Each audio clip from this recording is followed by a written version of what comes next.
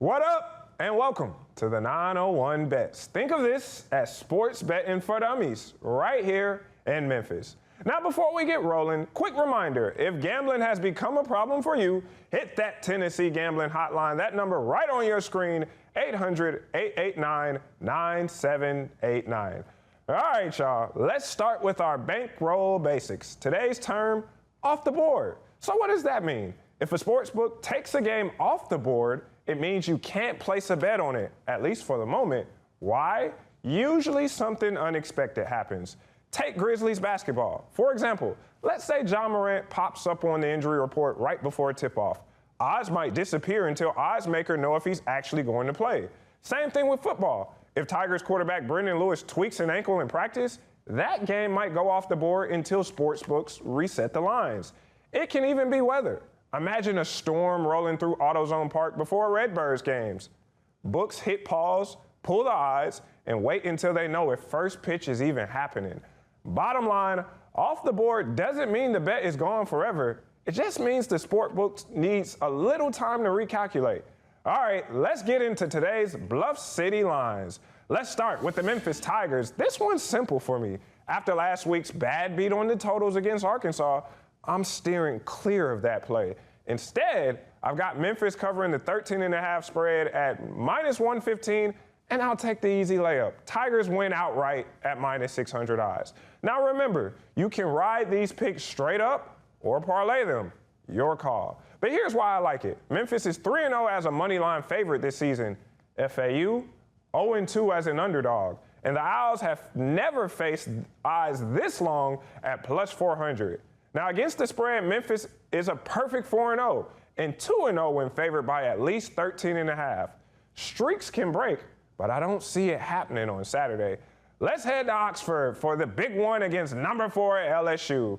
I'm done touching Ole Miss spreads, I must say. I never tend to get those right. Now, instead, I'll take a winner straight up, and I like the Rebels here at even odds. I'm also sprinkling on the total. It's 44.5, and I'm taking the over, also on even odds. Why? Well, Vaught Hemingway's going to be rocking. And quarterback Trinidad Chambers, he's been the perfect fit for Lane Kiffin's attack. He can sling it, he can take off, he keeps defenses guessing. Ole Miss ranks 10th in the nation in offense, and they've already shown twice in SEC play they can get into those hold-on-for-dear-life shootouts. I see plenty of points in this one. Besides, Lane Kiffin himself tweeted, take the over. Now, if Kiffin says take the over, you take the over. I'm not even going to get into what he was responding to. Let's just focus on ball. All right, let's take a look at how I did on last week's Bluff City lines. I'm not going to lie, it was rough. I was wrong on the Memphis-Arkansas totals, took the under on 62.5 and got bad beat with it being 63. But for Ole Miss, I got the totals right, taking the over on 36.5. That cashed, but I was completely wrong on Tulane covering the 10.5 spread because they got smoked. I was 1-2 on the week, bringing my overall record to 6-6, back to 500. Well, at least it's not a losing record.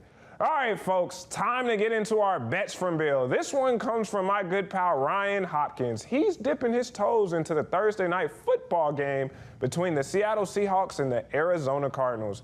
He's got Seahawks wideout Torrey Horton to score a touchdown and Cardinals running back Trey Benson to go over 55 rushing yards. Now, I must say, I like this play. Seattle's run defense isn't great, and with James Conner injured, Benson is Arizona's clear workhorse.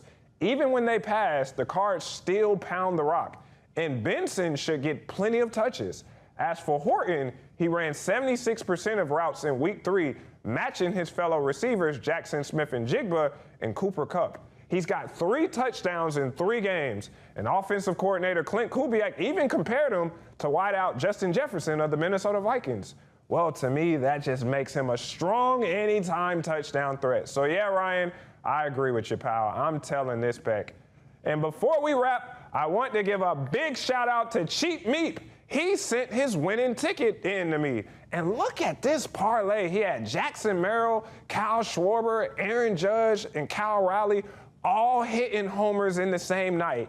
He used a $50 bonus bet, and it cashed for more than $5,700.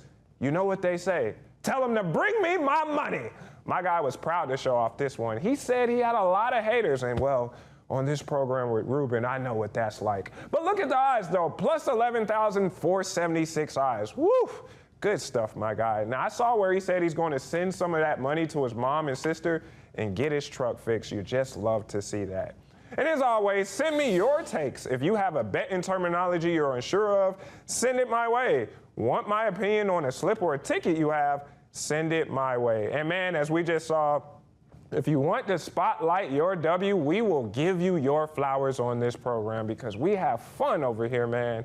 At me on X at RD2Sports. Text the number 901-321-7520 or just use the hashtag ABC24Floor.